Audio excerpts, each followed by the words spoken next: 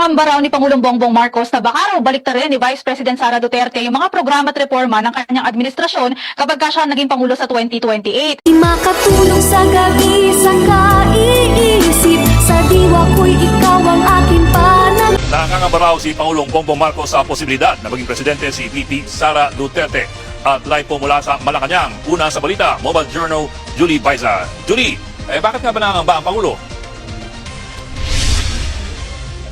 Pangamba raw ni Pangulong Bongbong Marcos na baka raw baliktarin ni Vice President Sara Duterte yung mga programa at reforma ng kanyang administrasyon kapag siya naging Pangulo sa 2028. Pero hindi raw siya nagsisisi na naging running mate niya si VP Sara noong 2022 elections. Gayunman, sinabi ni PBBM na hindi rin daw niya nakikitang pagkakamali yung unity team. Sinabi nga yan ng Pangulo sa panayam niya sa kanya sa Bloomberg Television. Sa press briefing naman ng Malacanang, ipinunto ni Palace Press Officer Claire Castro na may mga pagkakaiba na raw ngayon sina PBBM at si VP Sara. Una raw dyan, pinaglalaban ni PBBM yung karapatan ng bansa sa West Philippine Sea. Pangalawa, nagtatrabaho raw ang Pangulo at hindi nagbabakasyon. Pangatlo, hindi rin daw siya naninira o nagbabanta sa buhay ng tao. At pang-apat, pinapanagot daw ni PBBM yung mga dapat managot sa iba't ibang issue gaya nga ng flood control scandals. Sa usapin naman ng succession, mahalagang nabanggit na napipintong humarap sa impeachment trial si VP Sara. At sakaling ang makonvict siya, posibleng pagbawalan siyang tumakbo ulit sa eleksyon sa hinaharap. Pero sa latest survey ng Pulse Asia, ito lamang Mayo nangunguna pa rin si VP Sara. Anong reaksyon dito ng palasyo? Yes, sa Pulse Asia survey nga na kinomisyon ng Strat-based group, 51% yung nagsabing iboboto pa rin nila si VP Sara sa pagkapangulo kung ngayon idaraos yung eleksyon. 41% naman yung nakuha ni Naga City Mayor Leni Robredo na nauna nang nagsabi na hindi raw siya tatakbo. Nanghinga naman ng reaksyon ng palasyo tungkol dito, matipid yung naging sagot ni Jose Castro. Ang sabi niya si VP Sara daw yung dapat tanungin tungkol dito. Okay, may tugon na ba si VP Sara naman doon sa pahayag ng Pangulo?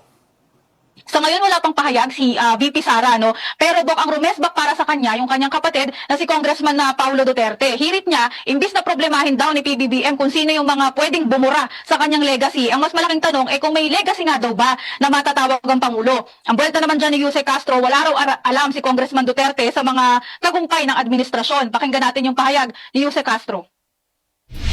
Mas maganda po sana manood siya ng press briefing, mga news, mainstream, state-owned media. Lumalabas po kasi na hindi siya updated, hindi nagbabasa, hindi nanonood ng news. Nakakaawa naman. Nabubuhay sa dilim, nabubuhay sa fake news, nabubuhay sa sariling imahinasyon. Okay, may iba tayo ng konti. Meron tayong ngayong bisita. May state visit ngayon ang Pangulo ng Vietnam sa ating bansa. Anong napag-usapan nila ng ating Pangulo?